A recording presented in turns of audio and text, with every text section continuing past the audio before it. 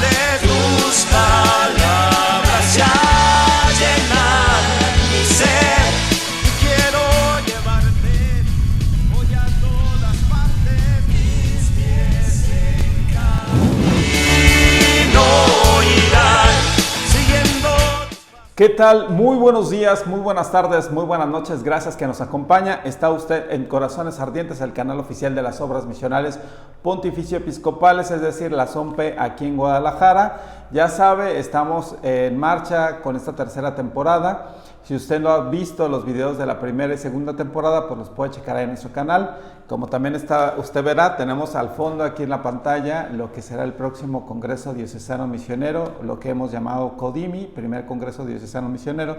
En ese sentido, en preparación para nuestro Congreso Nacional, el CONAMI, que será en Puebla en el mes de noviembre. Bueno, estaremos dándoles información más adelante, en programas posteriores me refiero, y para que se esté al pendiente y pueda participar si es que así lo desea. Hoy me da muchísimo gusto platicar con, creo yo, una de las personas, misioneros que déjeme ponerlo así, mayor trayectoria tiene dentro del campo de las misiones. Hace unos días se otorgaron unos reconocimientos por parte de Pastoral Profética a algunas personalidades que han sido emblemáticas en ciertas dimensiones dentro de la Pastoral Profética, y en Obras Misionales la persona que recibió este reconocimiento es justo nuestro invitado, a quien me da muchísimo gusto recibir y le doy la bienvenida. Él es José Jiménez Hurtado, del Instituto de Misioneros Seglares. Bienvenido, José. Gracias, Oscar. Gracias por la invitación. Y sí, pues aquí estamos después de 40 años de trayectoria misionera. Estamos aquí en Guadalajara. Yo no soy de aquí, de Guadalajara. Yo suelo decir que soy de la República Hermana de Aguascalientes.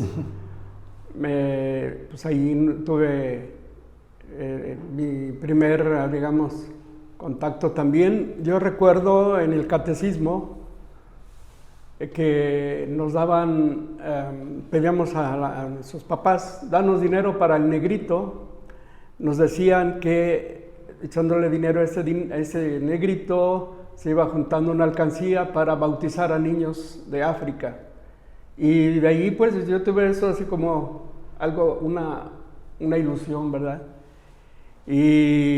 Pero bueno, pasan los años, se dedica uno a otras cosas, y después pues me olvidé yo pero claro, siempre seguí siendo, digamos, un cristiano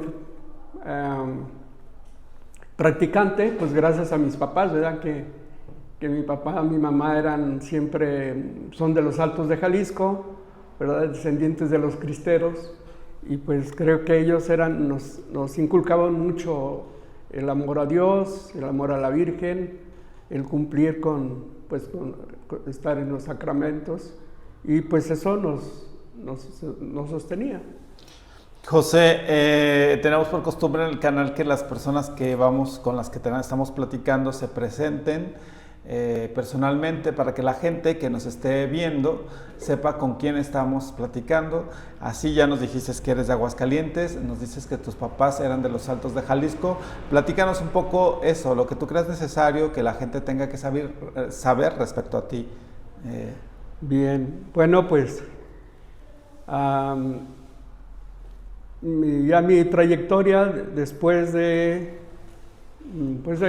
los estudios, llegué yo a la edad de dar el servicio militar, y no tenía yo como un objetivo claro de mi vida. Sí, tuve alguna novia, incluso estuve a punto de casarme, pero pues no fue posible, y después dije, ¿por qué no hacer algo por la humanidad que yo pueda pues hacer? Si es que me caso, pues ya una vez que me case yo me voy a dedicar a mi familia y ya no tendré pues, o sea, ya esa idea, pero pues resulta que Dios tenía unos planes para mí.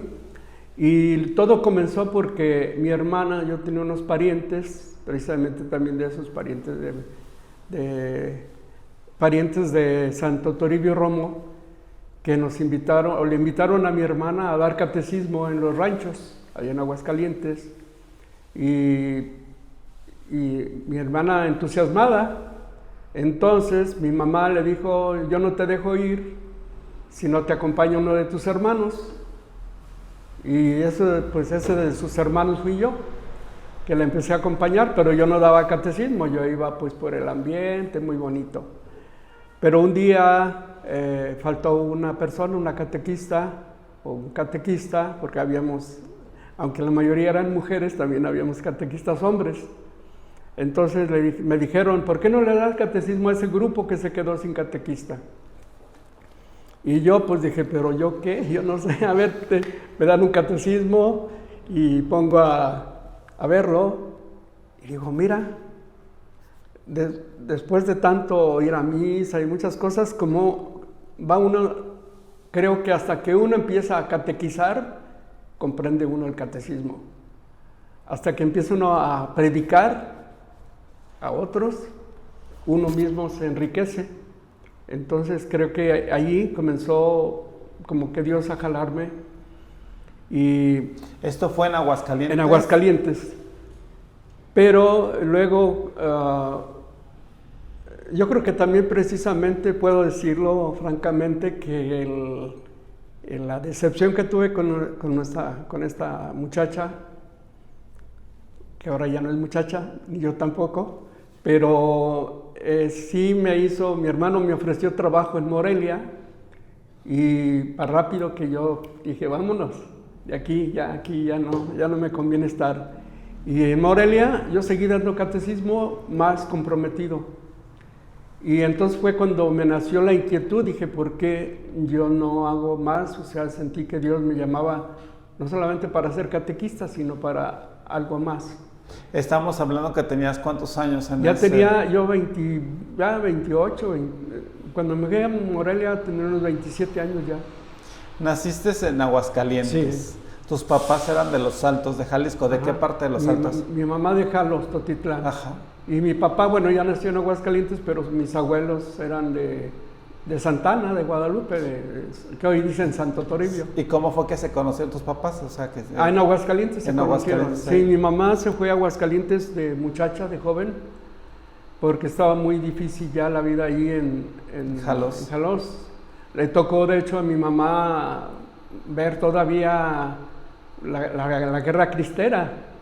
Nos contaba que le tocó ver todavía algunos ahorcados en un mezquite, y pues les tocó algo muy fuerte. A mi papá pues también le tocó ver mucho, bueno, a mi papá ya, pero sí la hambruna que hubo, porque hubo hambre. Dice que llegaban y quemaban los graneros, ¿no? de los ranchos. Entonces ellos decidieron irse todos a Aguascalientes. Ya el rancho donde ellos vivían pues estaba muy difícil vivir allí. Se quedaron en Aguascalientes, naces tú en Aguascalientes, ahí haces tus estudios de primaria. Sí, secundaria. No, la secundaria hice aquí en Guadalajara. Aquí en Guadalajara. Sí. Y luego ya hice varios estudios, estudié incluso en Bellas Artes, pero ¿Qué estudiabas en Bellas Artes? Estudié música, modelado, ¿no? Pero también fui pintor al óleo. Pero me gusta mucho, todavía soy aficionado a la pintura. Pero mi profesión fue más bien mecánica industrial, y también estudié algo de arquitectura, más bien de técnico en construcción, y digamos, me sentí feliz cuando yo mismo hice una casa, desde los cimientos hasta el techo, en mis ratos libres. Digamos que ese fue mi tesis de constructor, y después me tocó ya en las misiones construir alguna capilla, llevar la construcción de algunas casas. Y entonces, Sales pues, de todo Aguascalientes me sirvió. para irte a Morelia porque Morelia. tu hermano se fue Con mi para hermano a trabajar, él tenía... a los 28 años, dices, más sí, o menos. 27, 28, sí. Sales exclusivamente porque querías ya dejar el pueblo por situaciones personales. Pues algo había toda una mezcla, ¿no? De sentimientos y de otro también de progreso, ¿no? Que estuve trabajando en Bimbo, pero realmente alguna vez ya dije, ya no voy a trabajar por el pan Bimbo, sino por el pan vivo. Entonces dejé el trabajo. Mucha gente se extrañó porque dejaba yo tan buen trabajo. Sí, No, pues, más en ese tiempo, ¿no? Sí, Que digo Bimbo yo, era una empresa muy, realmente sí, y tenía muy yo estable, y tenía un puesto alto, muy bien. ejecutivo, que yo no sé por qué, pero bueno, me escogieron Pues, para eso. Además era un puesto de confianza y todo. Sin embargo, me tuvo que hablar aquí el gerente aquí de Guadalajara, pues, ¿por qué dejas la empresa si está muy bien y todo? Digo, sí, pues no me interesa. No me Antes interesa. de que pasemos allá, tu infancia en Aguascalientes, ¿la recuerdas? Dices, al venir de unos padres de Los Altos, en especial tu mamá, pues muy cercana a la iglesia también, porque ibas al catecismo con tu hermana, ahí participabas. ¿Fuiste monaguillo? ¿Estuviste en un coro? ¿No? ¿Nunca? Eso nunca me llamó la atención ser monaguillo. Sí empezamos a estudiar, hasta incluso como antes era latín, empezamos a hablar en latín, ¿no? Y pues, pero nunca me inspiraba ser monaguillo. ¿Nunca tuviste problema como para el acercamiento a misa? Es decir, que tus papás te llevaran casi a fuerzas. Sí, no, claro que sí. ¿Sí pasaste esa etapa de rebeldía también, juvenil y adolescente? Claro, rebelde. ¿Hay algo que nos puedas platicar de esa etapa? Rebelde. Sí fui digamos, no fue tan... Yo puedo decir que yo fui el peor de mis hermanos, la oveja negra. ¿Cuántos son en tu casa? No te pregunto. Fuimos 10 de familia. Ah. Y éramos como la familia de Santo Job, 7 hombres y 3 mujeres. No tan bellas como las hijas de Santo Job, pero éramos igual, 7 hombres y 3 mujeres. Ahora nomás quedamos 5, pero bueno, es así. ¿Qué te voy a decir? Pues yo era la oveja negra, digo a veces, porque yo era más fiestero que todos los demás. La juventud es una locura, ¿no? Y dicen que la juventud es una enfermedad que se quita con los años. Es correcto. Entonces, pues sí, tuve mi época, sí disfruté o hice batallar a mis papás porque llegaban muy noche, o más bien... ¿O no llegabas? No, alguna vez no llegué, pero generalmente sí llegaba. Entonces, pues tuve una juventud así, sí, un poco también no tan ejemplar. A pesar de que, pues sí, ya después cuando empecé a dar catecismo, sí empecé yo a reflexionar. Precisamente eso es lo que me llevó a mi conversión, el dar catecismo, decir, no soy coherente con lo que yo estoy predicando y con lo que yo soy, ¿no? Entonces, pues empecé a dar el catecismo. Pero antes de que me platiques de dar catecismo, ¿qué lugar tenías de tu casa? ¿Eres el de medias? Soy el quinto. El quinto, el de medias prácticamente. Era el más chico de los más grandes. Sí. Sí. ¿Y la relación con tus papás, bien? ¿Era mucha comunicación o también momento? La verdad no, yo con mi mamá renegaba mucho, le hacía mucho renegar a mi mamá. Mi papá no, porque él no le podíamos renegar. Él sí. Era una época en donde los papás se tenían como... nos sonaba, pero bien. Otra forma de educar, ¿verdad? Sí, y entonces... Pues sí, no, realmente no, yo digo que yo no fui muy, pues mi mamá también pues era con mucho trabajo, es decir, ¿por qué nos daba cariño? Pues no tenía que nos diera de comer, o sea, era otra que también vida, es una forma de mostrar cariño, ¿no? Sí, pues o sea, atenderte. Ajá. Pero digamos que nos dice la gente que nos chiqueara, ¿no? Que esto no. Pues no, por eso yo creo que mi carácter es así muy seco, muy por lo mismo, ¿no? Porque pues así era la educación antes, ¿no? Y yo les agradezco a mis padres infinitamente todo lo que hicieron por nosotros, o sea, sacarnos adelante a todos. Entonces, la verdad es que en mi casa mis papás, además de, siempre hubo mi abuela, la suegra de mi papá, la mamá porque mi mamá era la más chica, siempre estuvo la abuela y nunca renegó a mi papá de que hubiera más tanta boca que comieran, ¿no? Entonces, mi papá trabajó, casi nunca se conformó con un solo trabajo, siempre tuvo de a dos. Entonces, tuvimos un molino de nixtamal, tortillería, y después mi papá se levantaba a las 4 de la mañana, 4:30. A mí me tocaba hacer el nixtamal, batir el nixtamal, todo eso, o sea, eran otros tiempos. Sí, otra época. Sí, después mi papá decía, más vale pobre limosnero que rico molinero, porque se llevaba unas friegas muy fuertes. Entonces, pues así fue mi familia, pues muy, digamos, pues como la de los años 50, pues. Sí, una familia 40, tradicional en 50, su momento, en su sí. tiempo. Te fuiste a los 28 años y ya te fuiste, cuando dices que estabas de catequista, catequesis infantil, me refiero. Sí, era catequesis infantil. Ahí en Morelia. En Morelia. ¿Cuánto tiempo estuviste en Morelia? 2 años. 2 años. Fue cuando ya encontré a Limis, o me encontré a Limis a mí, y fue que ya me aceptaron, pero así de rápido, y me mandaron a la sierra, a Guerrero, a la montaña Tlapa. O sea, ¿esa fue tu primer misión? Mi primer misión, estuve 4 años en la montaña de Guerrero. Ahí estuve con mixtecos primero, con el pueblo mixteco, y luego tlapaneco y luego náhuatl. Así que unas pocas palabras que me aprendí ahí por estar un tiempo Conocí casi mucho todo el territorio de la montaña, Olinalá, que es famoso por sus cajitas, y Cualac, y bueno, infinidad, ¿no? de pueblos. Y estuve yo solo un año o menos de un año, porque después ya se fue un equipo y ya estuvimos en Tlapa, ya nos establecimos en Tlapa y hicimos ya ahí una escuela para catequistas y era internado, o sea, se internaban todo el mes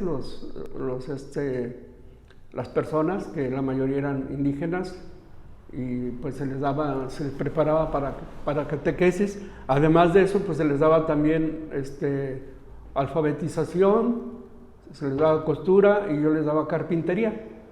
Ah, mira. Así como buen José.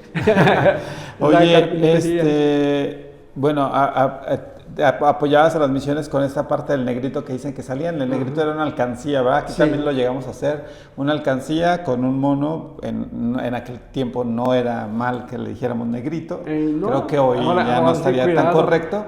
Pero era negrito porque simulaba un pero pues es de nativo. Cariño, o sea, no era nada despectivo, ¿no? Sí. Es al contrario, de mucho cariño, y los tenemos todavía.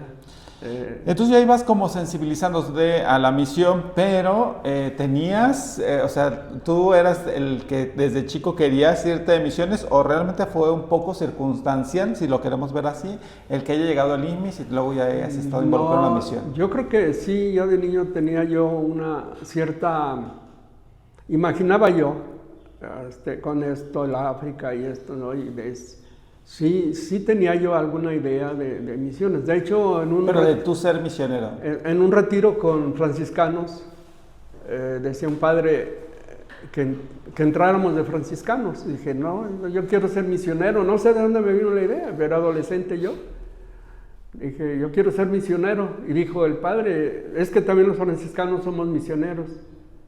Le dije, sí, pero no, porque no todos. O sea, yo pensé eso, ¿no? Porque además yo tenía, que ya fallecieron, tres tíos franciscanos, precisamente de la familia también. Uno de ellos se llamaba Fray Toribio, y estuvo acá en el Nayar muchos años. Era tío mío, y había otro, Albano, y otro, Buenaventura, Fray Buenaventura. Ellos eran franciscanos, y bueno, sí estuvieron en misiones, pero aquí en el país no. Y yo no, yo soñaba, yo era muy ambicioso, yo soñaba con ir a misiones al África, ¿verdad? Entonces, así, yo sí tenía esa idea, pero bueno, como decía yo, pues en mis cosas de joven y todo esto, pues como que se diluía esa idea, ¿no? Hasta que me llegó pues ya fuerte, ya como decir, bueno, ya define tu vida, ¿no? Y fue cuando conocí el IMSS. Y bueno, yo no pensaba dedicar toda mi vida a la misión, ¿verdad? Pero se fue yendo, se fue dando y pues aquí estoy todavía. El IMSS en sus inicios, cuando tú entras al IMSS, era pues las primeras etapas del IMSS, ya como lo es ahorita o apenas estaba en formación, porque tú eres de los iniciadores del instituto, ¿verdad? Sí, mira, precisamente para los que alguna vez me invitaron a Monterrey para dar un testimonio de que los congresos misioneros dan fruto. Es mucho trabajo, mucho esfuerzo, muchos riesgos, porque sobre todo los niños, muchos riesgos, que se hospedan en casas y bueno. O sea, cuesta mucho organizar un congreso misionero en todos los aspectos. Sin embargo, los frutos se dan. O sea, están los misioneros de Guadalupe. También nosotros fuimos una conclusión, una propuesta de un congreso misionero realizado en San Luis Potosí en 1972. Entonces se propuso... Congreso Nacional Misionero. Congreso de CONAMI, como el que va a haber ahora en Puebla. Fue el 6º congreso. Ya fue el 6º congreso misionero realizado en San Luis Potosí, donde se propuso que ya como hay sacerdotes, religiosas, misioneros, que hubiera ya también laicos, ¿no? Acaba de terminar el Concilio Vaticano II, donde da un protagonismo grande a los laicos. Entonces dice, pues ya los laicos son parte esencial de la iglesia, no solamente somos, como antes decían, ¿no? Que la iglesia docente y los demás somos los aprendices, ¿no? O los alumnos, ¿no? Sí, también los laicos deben ser misioneros, protagonistas con el Espíritu Santo, que es el verdadero protagonista, ¿verdad? Pero digamos que ya tuviéramos un papel más relevante dentro de las misiones. Y de hecho hay el documento de Adyentes, ¿verdad? Que en el concilio donde habla, donde los misioneros son sacerdotes, religiosos y laicos, y que sean extranjeros o del mismo país. O sea, allí habla ya claramente que el laico es también invitado a ser misionero. Entonces, pues, en ese congreso se propuso en 1972 que fuera ese congreso, este instituto como misioneros seglares. ¿Y quién propone que sea? Lo propuso un misionero de Guadalupe que en aquel entonces era el superior de los misioneros de Guadalupe, el padre Esteban Martínez de la Serna, que por cierto era de Aguascalientes, de Calvillo, y él propuso esa idea de que se hubiera, de hecho hay una idea que llamamos la idea fundacional, lo que él dijo que ya era tiempo de que México diera misioneros laicos al mundo. Entonces, pues de ahí nació la idea. Ahora, del 1970... ¿Tú participaste en el congreso o no participaste? No, yo oí, porque yo estaba en Aguascalientes, una amiga fue a ese congreso, pero pues yo estaba muy ajeno a esto, ¿no? En ese tiempo todavía. Supe de ese congreso misionero en San Luis Potosí, pero yo no asistí, yo todavía no andaba en eso. Entonces, de 1972 a 1980, por decir así, fue como un experimento. Estuvieron yendo a campos misión, jóvenes muy entusiastas, pero en el momento en que yo entré en el 79 y en el 80 se nos hizo la propuesta de comprometernos a hacer el IMSS, a realizarlo, no solamente así de que vamos a un encuentro, que vamos a un campo de misión, sino que sea realmente un instituto, estable, pues, que tengamos todo lo que se necesita. Entonces, para ese entonces, pues ya estuvimos un grupo en el 80 que hicimos las primeras promesas, fue en Querétaro, pero pues... ¿También dentro de un congreso o no? No, fue un retiro nuestro propio, un encuentro propio ya del grupo de IMIS.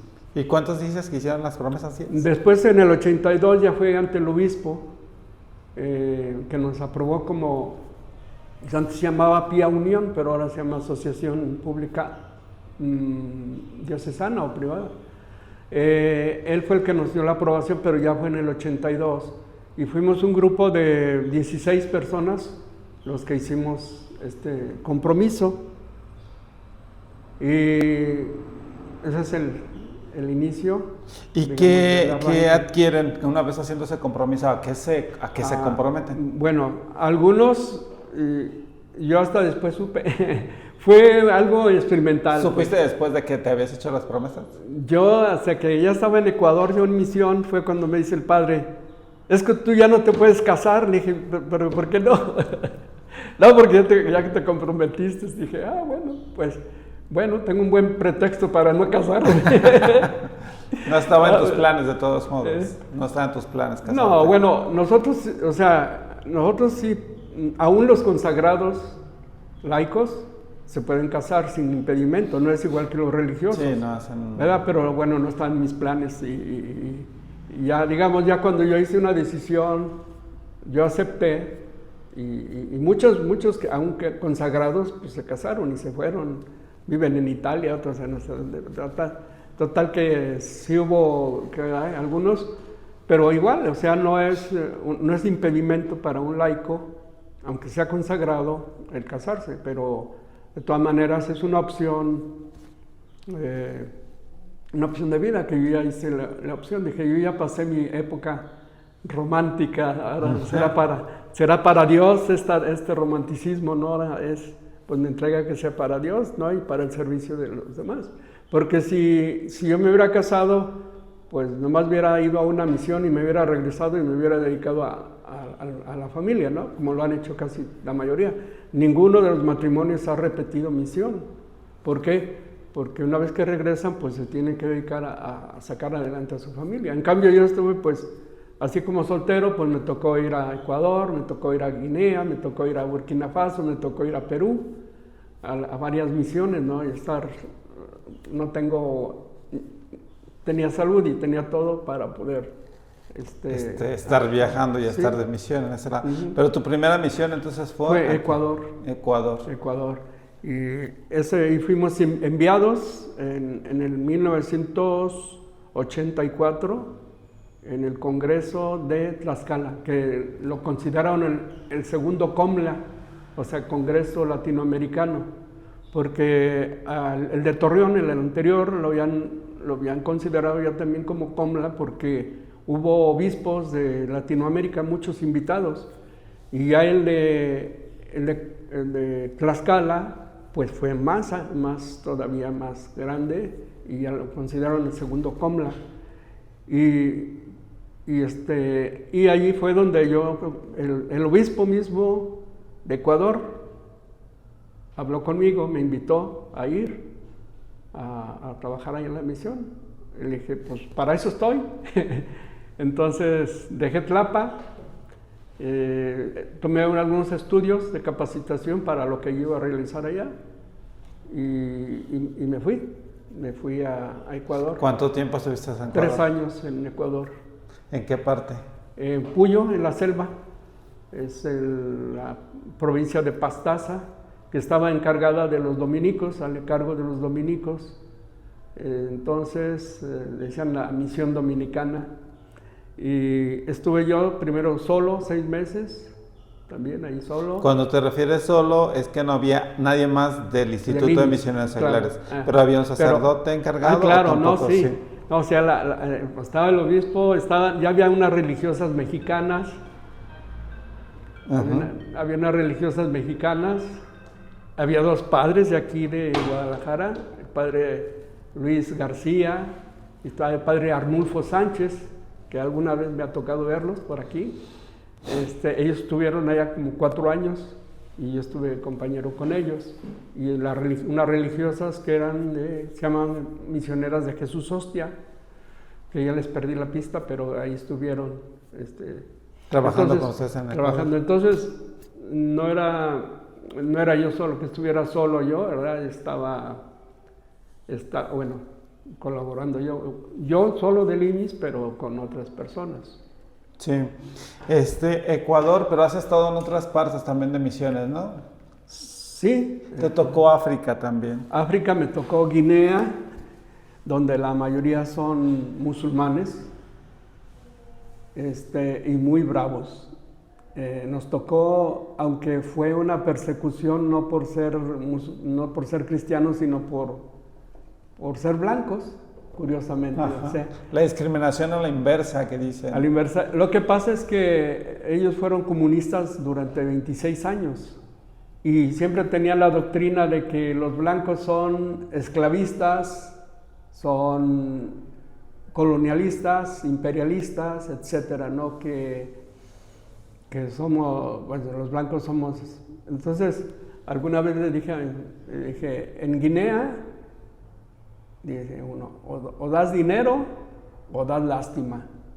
O sea, hay un blanco, no, una vez de hecho, yo era el chofer de un padre italiano, salesiano, y un señor nos atacó con unas piedras, atacó al carro, lo golpeó, nosotros no al carro.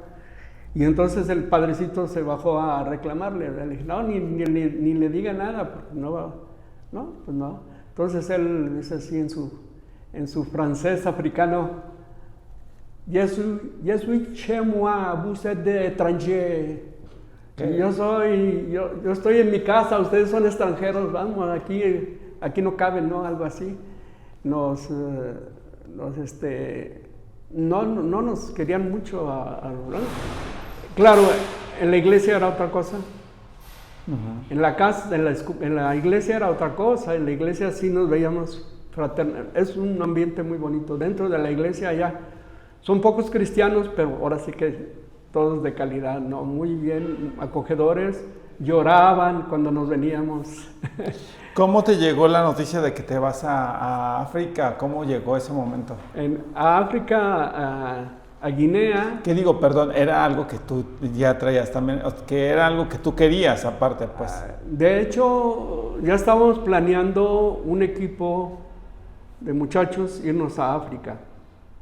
Y andábamos buscando que si Guinea Ecuatorial, porque hablan español, que si esta, que si la otra.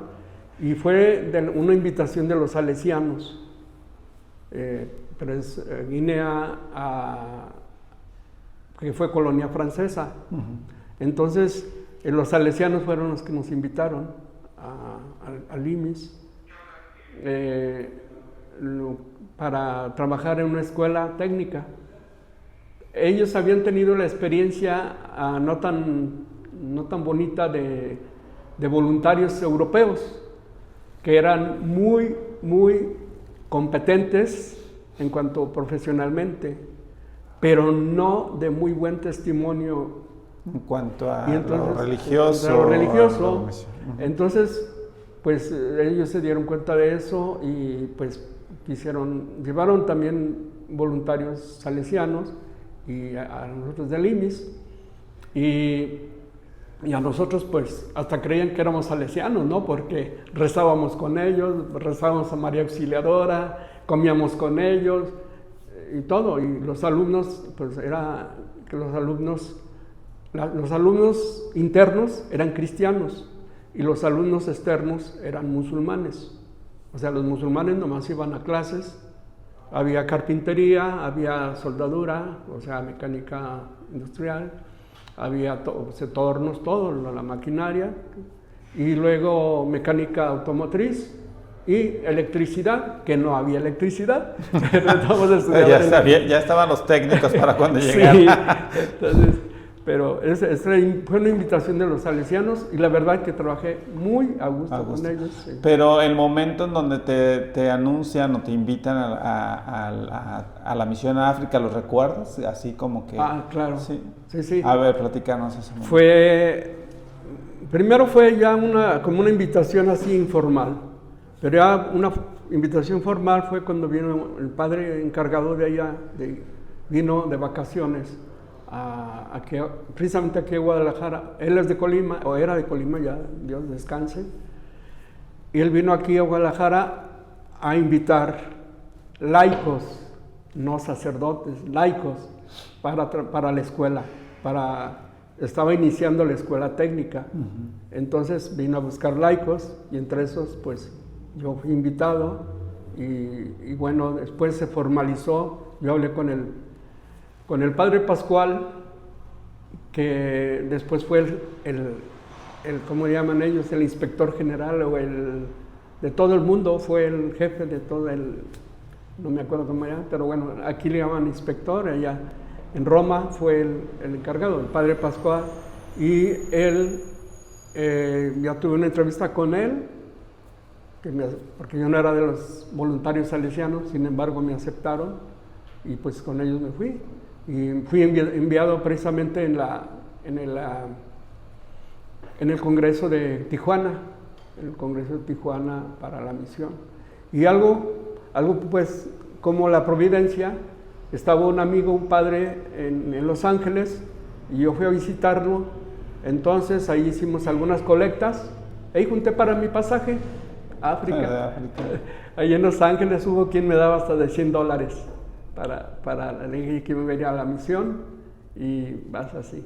Entonces, todo se fue. ¿Había temor de tu parte por algo? Nada. Ni la distancia, ni la comida, el clima, el idioma, nada que te generara... Bueno, el idioma iba yo medio todavía sancochado, porque pues estudiamos aquí con un profesor particular, el francés, pero que no sabíamos si nos estaba hablando en francés o en español, porque tenía un acento tan marcado francés que dije, bueno, ¿está hablando en francés o está hablando en español? No sé, pero lo aprendí, algo la gramática y todo, y lo entendía por lo menos, aunque no lo hablara. Me decían los alumnos allá de la escuela, allá en África, en Davadugu, me decían, oye, yo pasaba a leer las lecturas de la misa, allí en el templo, a leerlas como lector, y leía bien. Y me decían, oye, ¿cómo que tú lees tan bien? Mejor que nosotros. Y no hablas el francés, no lo puedes hablar. Pues no es lo mismo hablar. O sea, tienes que, hasta que ya uno empieza a soñar en francés, que todo, a pensarlo todo, entonces dice, ya lo dominas, ¿no? Pero antes no, empieza uno pues a cometer errores y a dar risa, ¿no? Inventar palabras o qué sé yo. Entonces, pero ya después pues ya cuando estuve en Burkina Faso pues era el mismo idioma también, bueno, el francés. Entonces, de todas maneras, pues aquí me critican mis amigos que voy con un club de conversación de francés, me critican porque tengo un acento africano, un francés africano. Digo, pues yo tengo la culpa, así lo aprendí. Pero Dios es grande y pues sale uno adelante a pesar de sus carencias y de sus cosas. Sí, limitaciones. Llegas a África y ¿qué es lo primero que te encuentras? ¿Qué es lo primero que te sorprende ya una vez estando en el territorio de misión? Es llegar a otro mundo, así como que si llegaras a otro planeta, algo así me imagino yo, porque todo, otra vida, ¿no? Muy diferente. Otra realidad, otra forma, sí. Otra cultura, expresiones todo, totalmente religiosas diferentes a las de aquí. Bueno, para los musulmanes, no, pues ya digamos, en la Iglesia Católica, pues todo muy, muy bonito.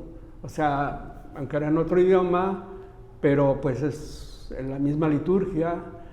Claro que tiene muchísima riqueza, sobre todo ellos, la coral.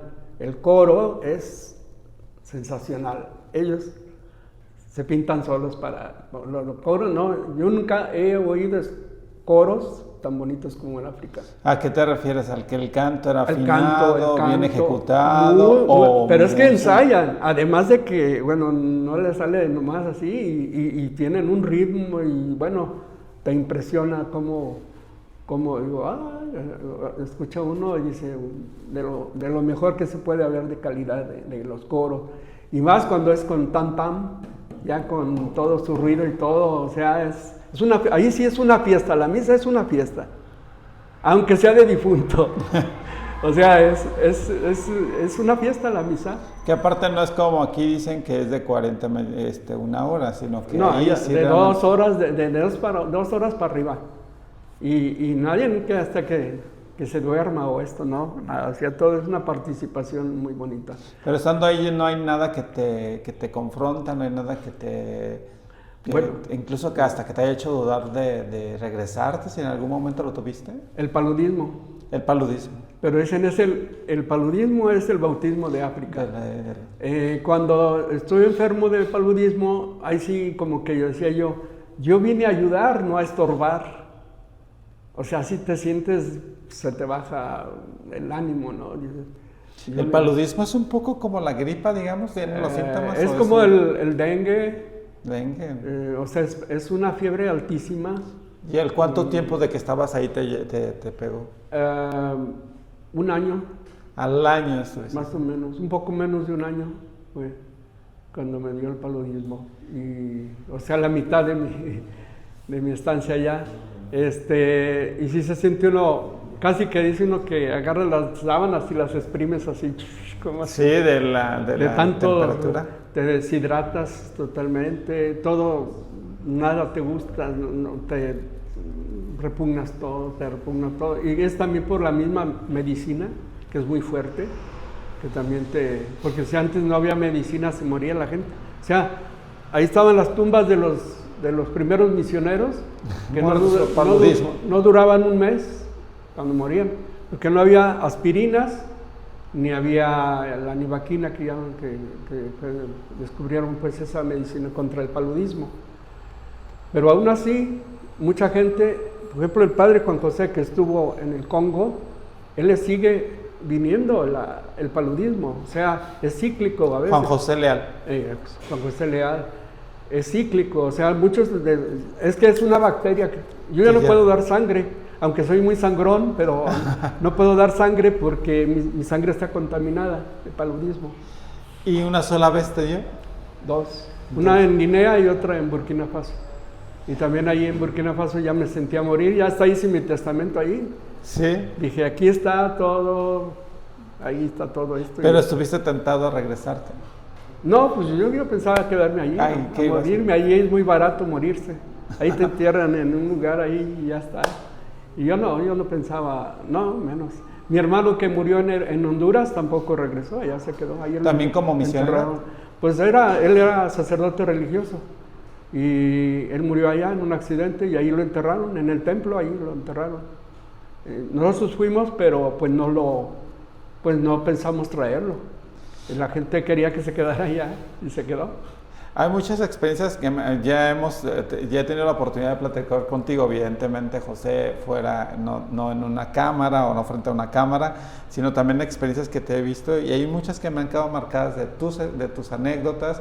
Yo recuerdo una que decías que una vez pusieron la luz en una escuela, que no había luz y que toda la gente decía Nueva York, ¿no? Sí, algo así. pues fue precisamente ahí en Navaduga, ahí donde digo que no había luz eléctrica. Entonces, pues como enseñaban electricidad a los alumnos, entonces en la escuela se iluminó, pero teníamos una planta diésel para producir energía, ¿no? Entonces, una vez ya que estaba toda la instalación, se prendieron las luces y todos los alumnos admirados, ¿no? Pues nunca habían visto, así que Nueva York, París, Nueva York, creía que ya estaba en París o en Nueva York, ¿no? Entonces, sí fue alguna sorpresa, o sea, para ellos era algo novedoso. Sí, novedoso, ¿no? que no tenían. Sí, ¿no? Y cosas curiosas, por ejemplo, fuimos a una aldea muy lejana y había una compañera colombiana, no comboniana, colombiana, de Colombia, para que se luego la confundan. Y ella era de pelo largo, delgadita como tablita, delgadita, muy. Entonces, pues allá las señoras son frondosas, ¿verdad? Y las mujeres y las muchachas pues, también lo cantaron. Entonces, vieron a esta persona, a esta misionera, ahí en esa tribu, y se quedaban admirados. ¿Qué era? Que no sabía, además con unos lentes grandotes. Sí, ¿qué es? ¿Qué es un hombre, una mujer, un extraterrestre? O sea, era bien curioso porque no habían visto en esa, no, nos agarraban los brazos para ver cómo, de qué son, o cómo, así son, muy, o sea, muchas cosas muy curiosas que nos está... Y recuerdo que de las cosas que también te he escuchado a ti platicar esas anécdotas, pues que México, de las cosas que se le reconoce o por los que se conoce a México en esos lugares, eran las telenovelas, ¿verdad? Claro. Sí, cuando llegué a Burkina Faso, toda la gente estaba encantada con Marimar. Yo dije, Marimar. No sé si eso sea honroso para nosotros. Entonces, hasta los padrecitos me preguntaban, oye, ¿y qué quiere decir eso de no que no? Porque todo estaba doblado al francés, ¿no? La novela, pero ella cuando cantaba y decía no que no, algo así. Sí, y me preguntaban qué quiere decir. Yo la vi la novela también. Se quedaban con pero mucha gente, entonces había sandalias, Marimar, había sombreros, Marimar, había pañoletas, Marimar, todo, en el mercado había todo, Marimar estaba de moda ya.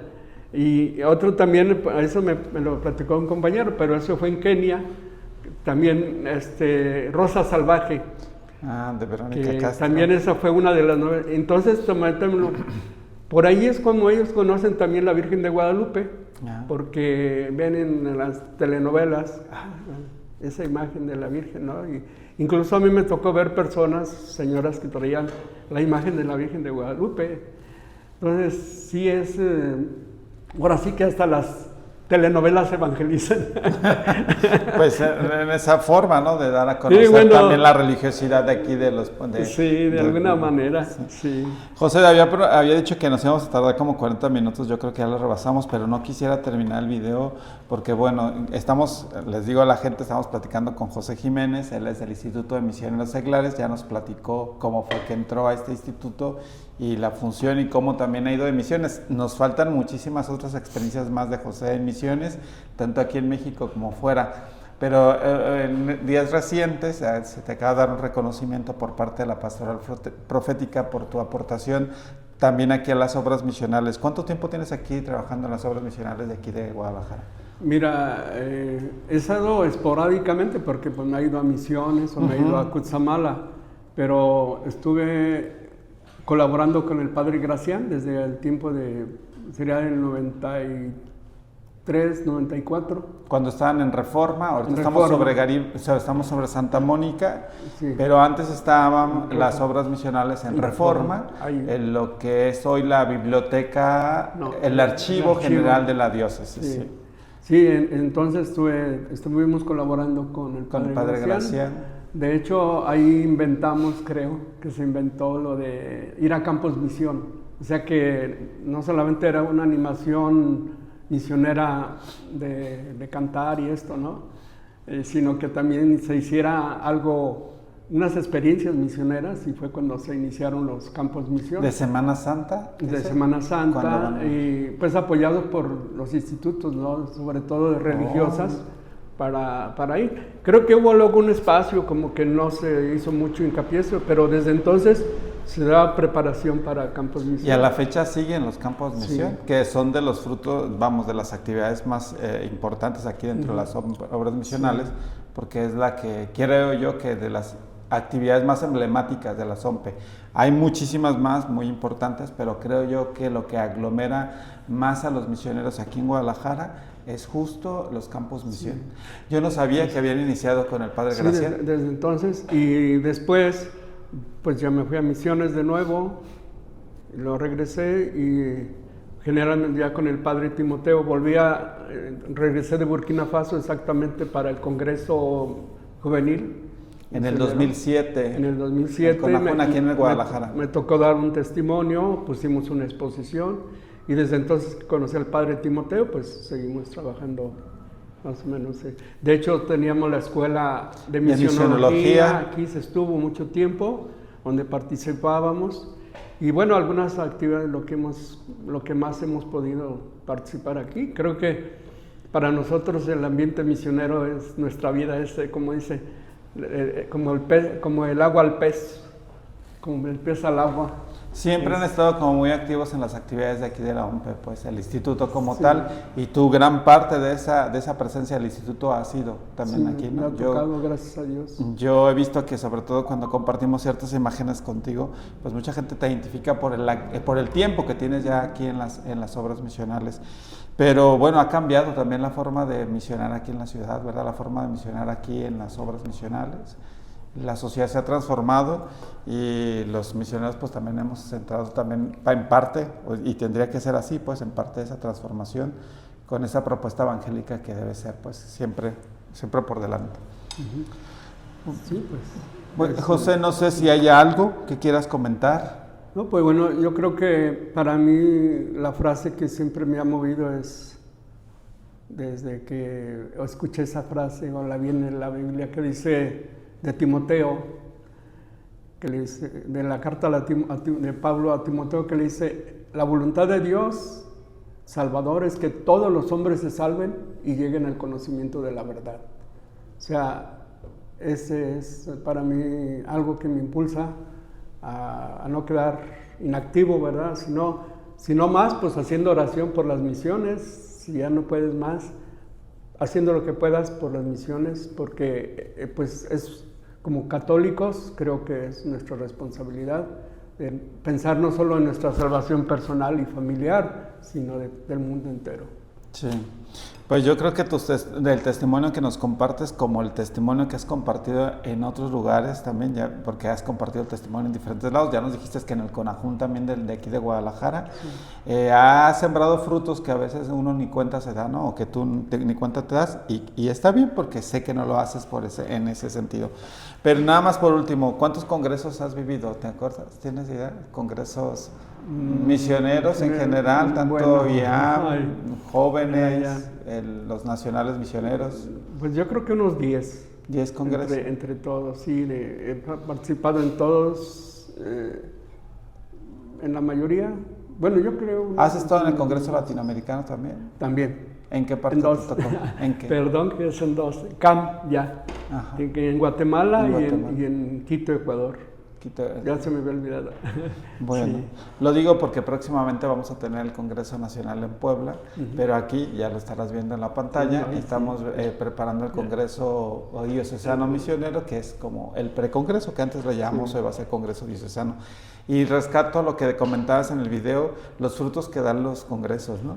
Claro. Con todo y el sacrificio, con todo y lo que puede implicar de trabajo, pero siempre los frutos pues y están a la vista, y creo que tú eres una muestra clara de los frutos de estos congresos, ¿no? Y ya nos compartes que también el IMIS pues es otro de los frutos de los congresos, las misiones de Guadalupe, pero importante también tener conciencia de eso y no pensarlo solamente como un evento más, sino también como un evento que trasciende en las personas y en ciertas actividades aquí en la iglesia.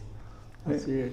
Pues José, nos entretuvimos más de lo que yo te había dicho antes de grabar, pero me parece que es una plática muy enriquecedora, y aparte creo yo que es también de las cosas que siempre lo digo en los videos, pues nunca uno termina de abordar todos los temas que uno quisiera abordar. Es una hora para toda la experiencia que tienes, para toda la trayectoria que tienes dentro de la misión. Pues nos quedan muchos temas por desarrollar, pero creo que el hecho de que ya nos hayas compartido esto poquito que nos compartiste, creo que pudiera dar también grandes frutos, y la gente también pudiera motivarse e inspirarse para el servicio en la misión que cada quien tenga, pero nosotros en especial la misión Atientes, ¿no? Pues eso esperamos que sí, que Dios siga moviendo corazones para que haya muchos misioneros. Muy bien, pues entonces terminamos. Les agradecemos mucho que nos hayan seguido. Ya sabe, estamos aquí en Corazones Ardientes. Esperamos que nos pueda seguir en un próximo video. Hasta luego. Escucharte